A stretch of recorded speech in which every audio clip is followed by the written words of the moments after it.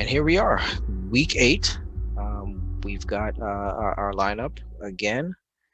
My Great Danes start out taking on the Kings. I don't think we need to spend much time on this one. You know, uh, y- the Kings have all the talent in the world, but with Aaron Gordon apparently still out, um, you're talking about really not rolling out a quality lineup out there in terms of the supporting cast that's going to help out Bam and Bradley Beal and LaMelo and Curry. My guys will be ready to bounce back from last week's loss and take care of business. Any any other thoughts on this? Gotham Great Danes. All the way. Speedsters take on the Sparrows for the battle of the bottom team. What are you seeing in this matchup? I see Amherst Speedsters might not have enough players on his roster to put healthy bodies in to a starting lineup.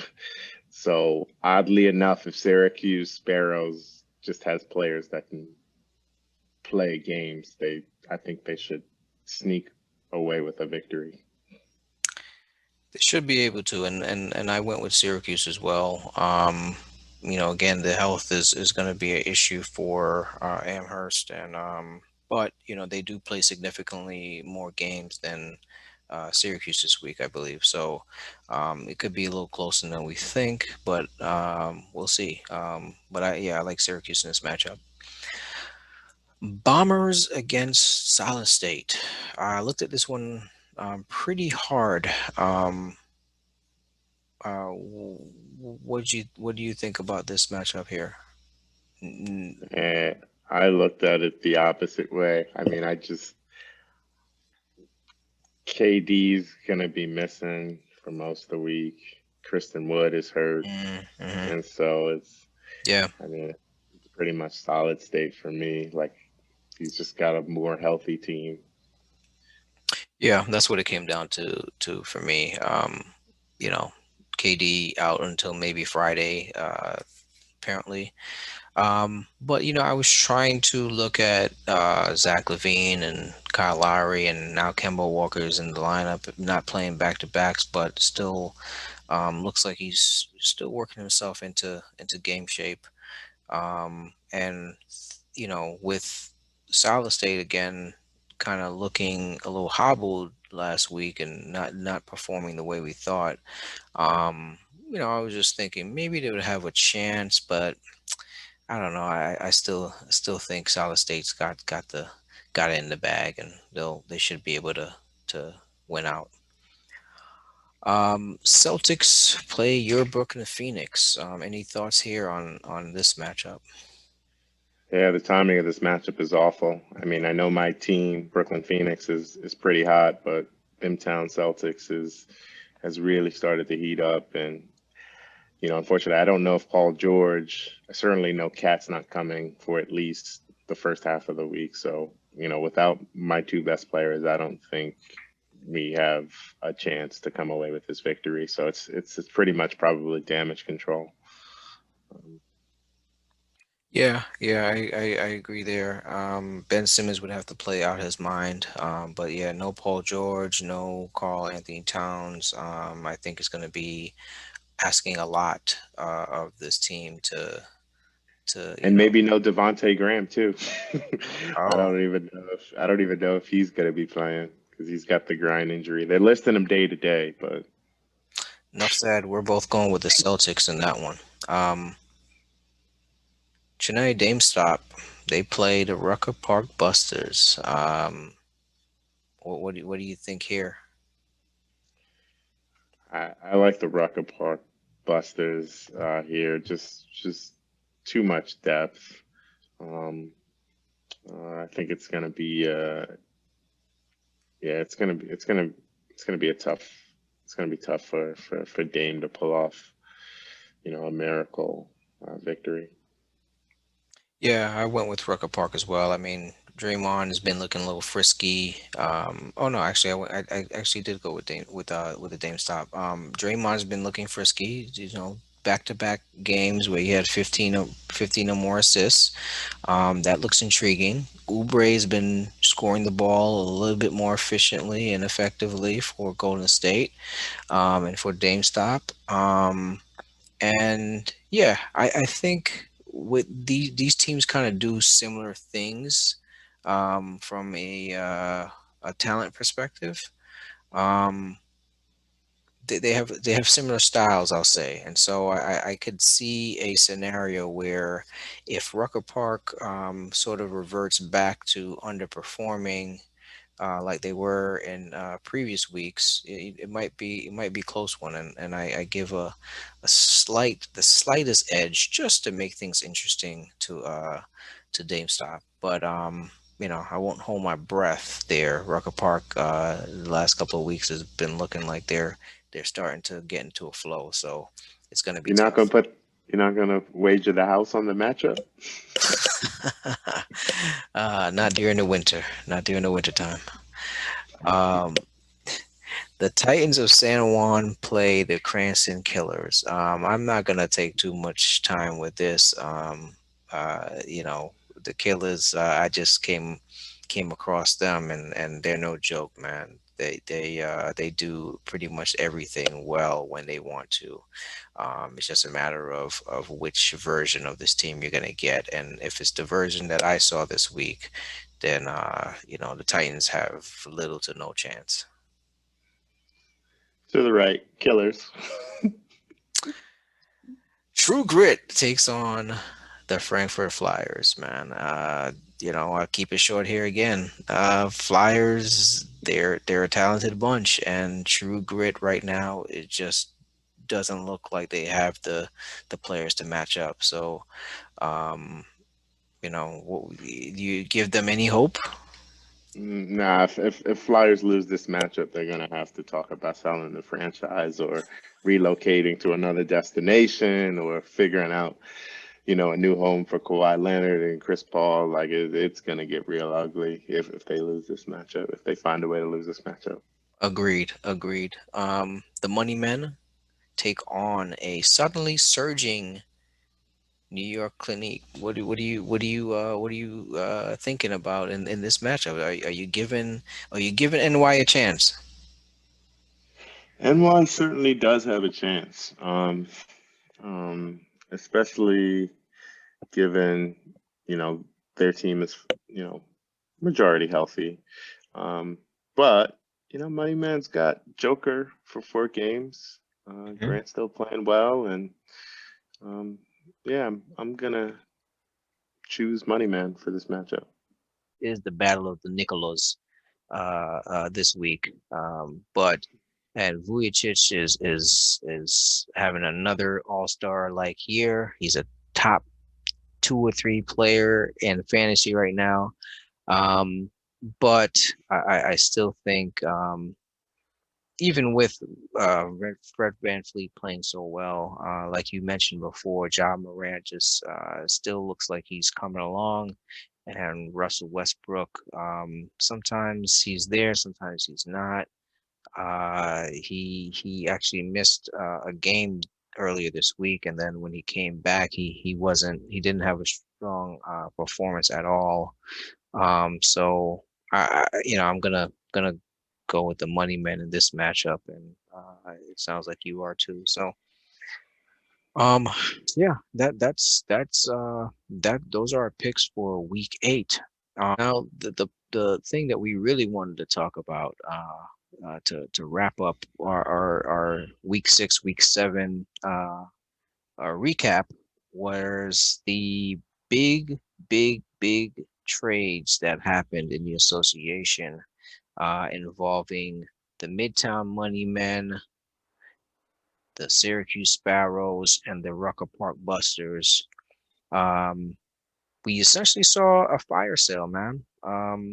Syracuse Sparrows looked like they was like, yo, I need to make sure that I am in the last spot. We're losing, but we're not losing enough. We're not losing well enough. So let's let's give away our players. Let's look at the trades. Yeah, it's a bit of an art to become a professional losing franchise. Um, yeah, and so it's really interesting. Yeah, first trade that popped up uh in our feed, and you actually pointed it out, pointed it to my attention. I fixed my notification, so now I'll see it on my lock screen. But man, when I saw this trade, I almost fell out my chair, man. I was not I gotta say disappointed. I was disappointed. That's the word I'm going to characterize this trade by. I was disappointed by this trade. Um, and I'll tell you Yeah. why in a little bit. What were your thoughts? So, there was a call. This was, you know, within 48 hours, right? The Sparrow said Conley, Depot, Butler, Turner, whoever is on the trading block, looking for owners who are making a run this year, targeting good young keepers. So Hmm. I said, "Oh, that's me." Like I'm a, I'm a contender. Let me look at the roster and let me see, what I can do to get. I originally, we did a trade, prior to the season, Butler for Paul George, Yeah, and so I I wasn't as interested in Butler, given his price. But Turner was really intriguing, right? Because, blocks has just been a struggle, right? And so if I want yeah. to take that next step, Turner gets me there. And so I'm Hmm. like, okay, what assets do I have, that I could, you know, offer up a trade for Turner? So I looked at the roster and I said, oh, this is going to be tough, but I don't know what people's opinions are, but this guy Keldon Johnson's been balling, right? So I said Keldon Johnson, Devontae Graham. Let me package those two up and see if we can start a conversation Hmm. at least. Yeah, Um, and so I never got a response back. I never got a response back. I sent that trade. I figured we would go back and forth, but I guess this owner was taking it very differently. He was treating it as, you got an open house, everybody put in your offers. I'm gonna choose the best offer that I've received. I didn't realize that that was going on. Maybe I would have spent a little bit more time, maybe hit the laptop, yeah, yeah. given a little bit more thought into that offer. Hmm. And so, I was surprised when I saw the trade, that was accepted. Yeah, You got the promising Grant, um, and then a bunch of just other guys. Like one guy is the rookie off of Miami. So if you got that 5 to 10 year thinking down the line, sure. And then the last guy is Peyton Pritchard. Like I didn't even know who he was. Um, until a couple of weeks ago, and I'm like, who's this high school kid playing on the floor? But I mean, he's a solid basketball player. I don't, I just don't, I just his long term outlook. No, I don't get it. But Grant is a baller. Grant is a baller, right? Like Grant is $11, right? Is his price. And then the players that are being given up, Turner's $53, Conley's 17, Depot's $32, right? So you're getting a lot of money off the books, and you're getting this promising, young guy, which you could, build a roster off. Grant has been outstanding. yeah, yeah, Um, you know, yeah, yeah. top 20 play. So I think my draft my I I I think I think the Sparrows could have got, maybe an addition. I'd have to have Money Man's roster in front of me, but I think they probably could have got another young piece. But maybe they didn't want any of the other young and cheap assets that Money Man had. But I thought the trade was good for the team because Grant looks very promising. His outlook looks very promising, in my opinion. Yeah, Grant obviously I think was a no-brainer to include in this trade. And not a lot of people have an asset like Jerami Grant on their squad. So I understand it from that perspective. But when I look at the totality of the trade, and that outgoing guys, Myles Turner, Mike Conley, Victor Oladipo. I mean, Mike Conley's having a great season. He definitely is looking more like the guy we used to see 3 years ago. And how long would that last? I don't know. But Vic is a guy who's a high upside guy. He's a high upside player. I th- and then Myles Turner, like you mentioned, he's been a early round value player for 2, 3 seasons now.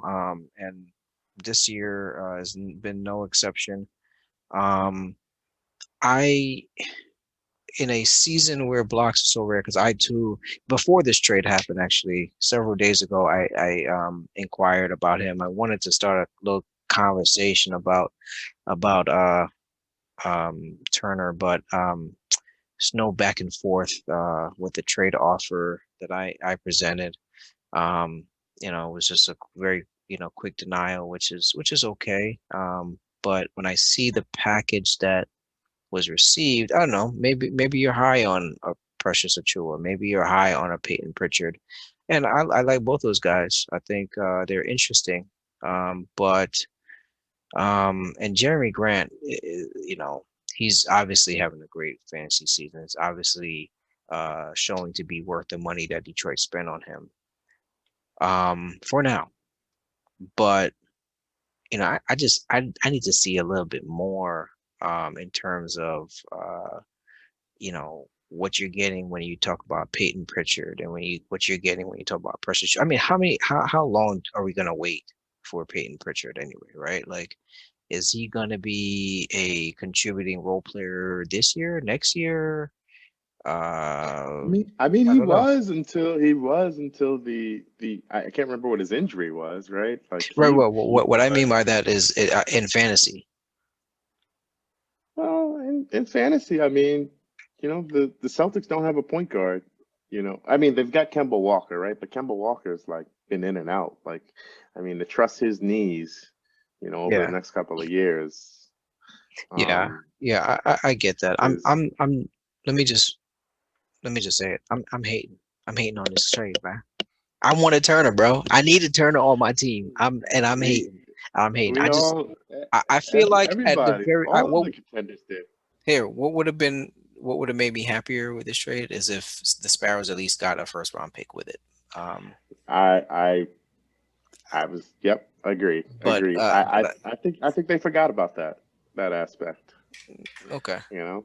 But if not that, then at least another player that was is contributing right now. And I say this too, Victor Oladipo at $32.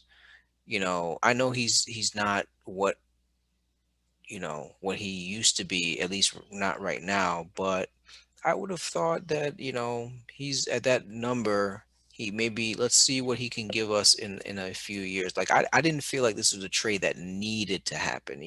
Myles Turner, I get his salary off my books, but I think this trade could have gotten done even with just Myles Turner, and that's the thing that surprises me. Yeah.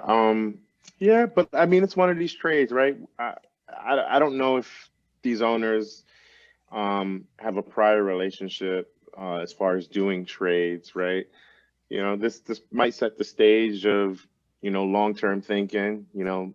Maybe it's kind of the reverse of the flip. And they're like, hey, remember when I kind of sweetened the pot and I you know gave you a little bit extra. Are you you know Killer? Are you saying that there's some collusion going on? Is that what I'm no, hearing? no, I'm not saying there's collusion, but like look at, all right, here's an example. The Boston Celtics, right? The Boston Celtics, How did they get Kevin Garnett, right? You got alumni, which is with the Minnesota Timberwolves, and he's like, KG, I don't think this is the place for you. We need to get you, in a better situation, right? And all of a sudden, So KG ends let me up, trade you to my man Danny right, Age.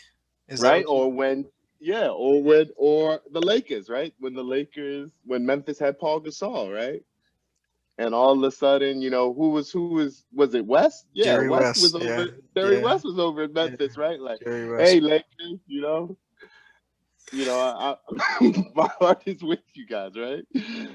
But you kind of forge a relationship, right? There's certain teams Hmm. maybe you give a higher price to, but other teams it's like, remember when I did this, remember, So put you my name, you put hear my that, money name. man? I think you're gonna owe the Sparrows one in the future. You owe the Sparrows one. Yeah, So yeah, so yeah. so so have that Man, have man, that checkbook ready. or maybe the Sparrow are the Sparrows gonna pay the tax bill for this trade to happen? The money men, of course, went over into the luxury tax, and as a result, will be sent a small tax bill if their roster salary cap is not back to normal by the trade deadline. But um, enough on this trade. Let's look at the second trade that happened in the association again with the Sparrows. Now, this trade I really like for the Sparrows. I like what they did here, getting DeJounte Murray, a young, promising guard for the Spurs, a do it all kind of guy, and then a Brandon Clark, who is a per minute stud. If he ever gets the opportunity to really, play without any kind of shackles on him, and guys looking over his shoulder. I think he could be a real difference maker for this team. And so with Dejounte Murray and Clark, I think this was a good move, getting Jimmy Butler out, and making use of a asset like that.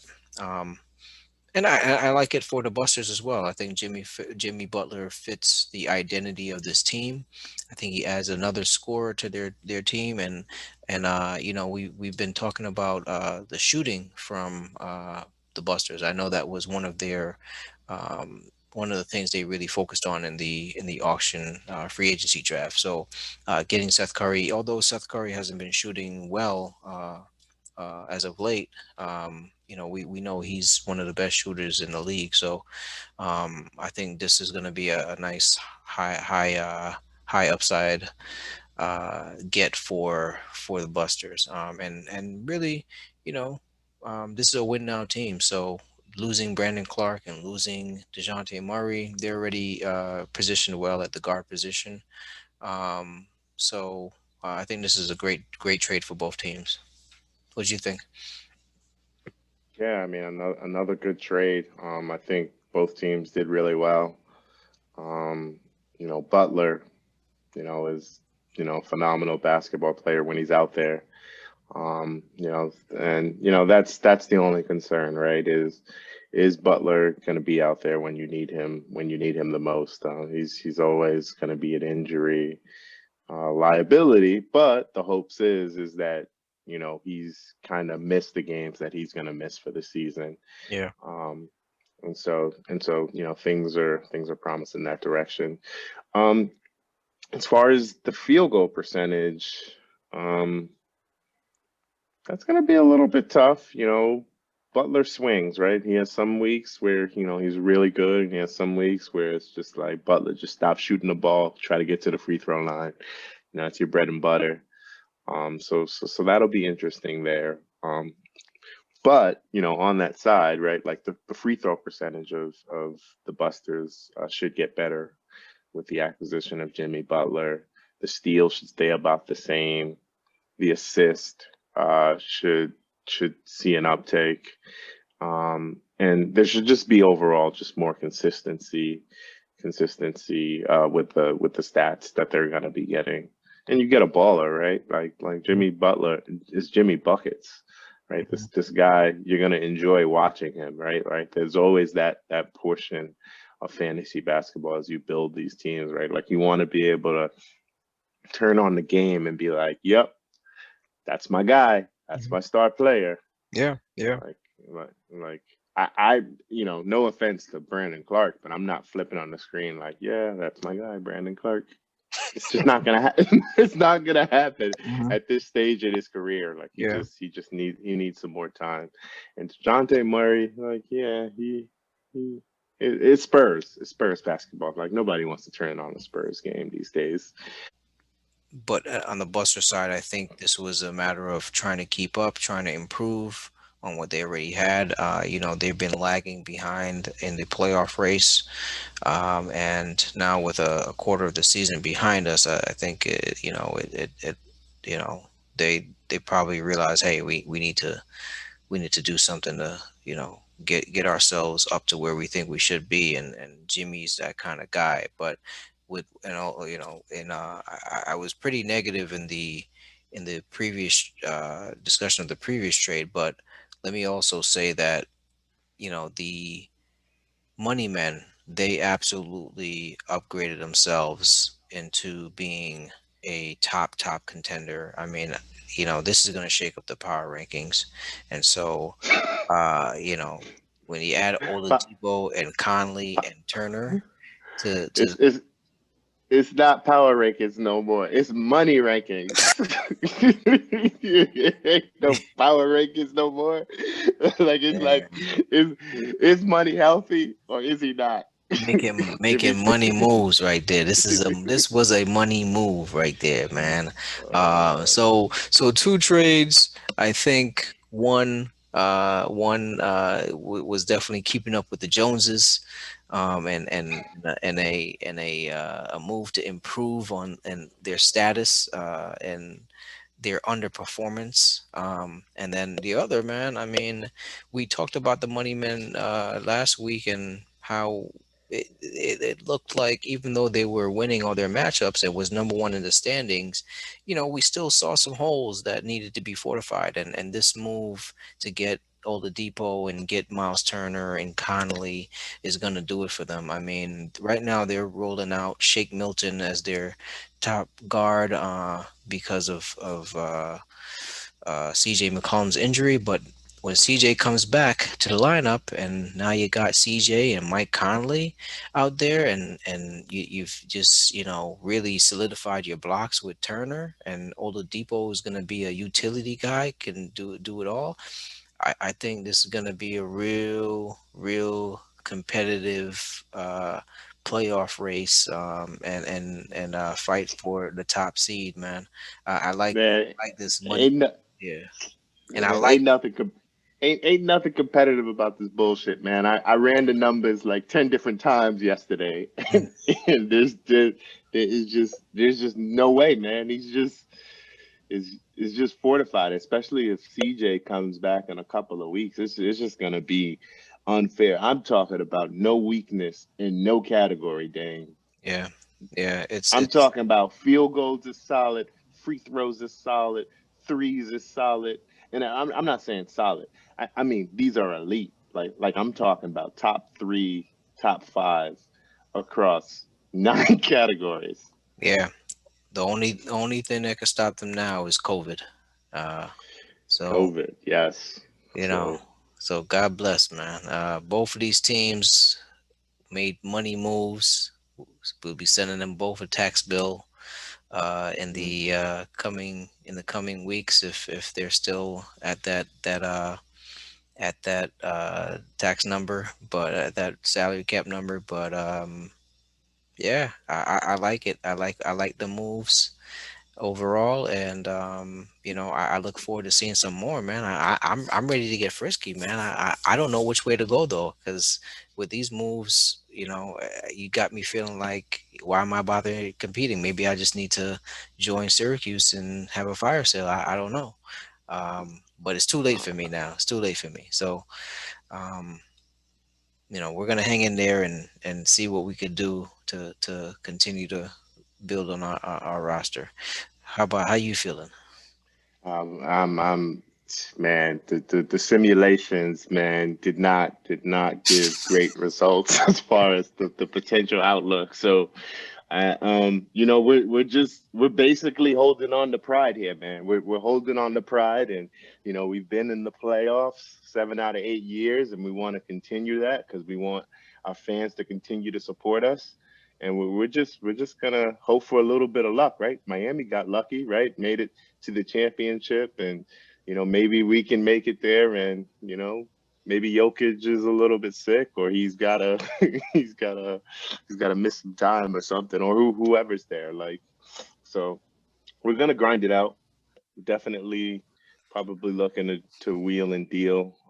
We unfortunately don't even know what the full roster looks like, because I don't even, if Cat ever returns. Like, I don't know what that means. Yeah, Um, for yeah, for the overall team. So continue to send out those deals. And if I send out a proposal to you, just respond to me. Keep that two-way communication going, because we all gotta combine forces and beat this money magnet. This money magnet is just got a new he's superpower in the association, and he's this is is his and it's in Midtown. It's in Midtown right now. The Killers, watch out. Phoenix, watch out. Anybody, Solid State, Great Danes, anyone who thought they might have been in the running needs to watch out, because Money Man and the are looking like, man, they about to make it rain on that ass. So, uh, well, that was our week 7, week 6 recap. Again, hit us up with some comments. Let us know what you think. What do you think of the trades? We've got a few owners who have chimed in already on the chat, but we want to hear more thoughts, and we want to send us some questions, man. Send us some questions for office hours, man. We'll definitely check it out, and we'll speak on the topics that you think are most interesting. So, um, if nothing else, find me on Twitter at Dr. Dane Andre. Uh, how's that at Killanomics 1? Yeah. Yeah, continue to grind, folks. Good luck to everybody week 8, except the opponent that I'm playing. It's okay for you to take a week off, because It's it's gonna be gonna be a rough. grind. It's gonna It's be gonna be a rough. grind. It's gonna be It's gonna rough. be a grind. Good night, everyone.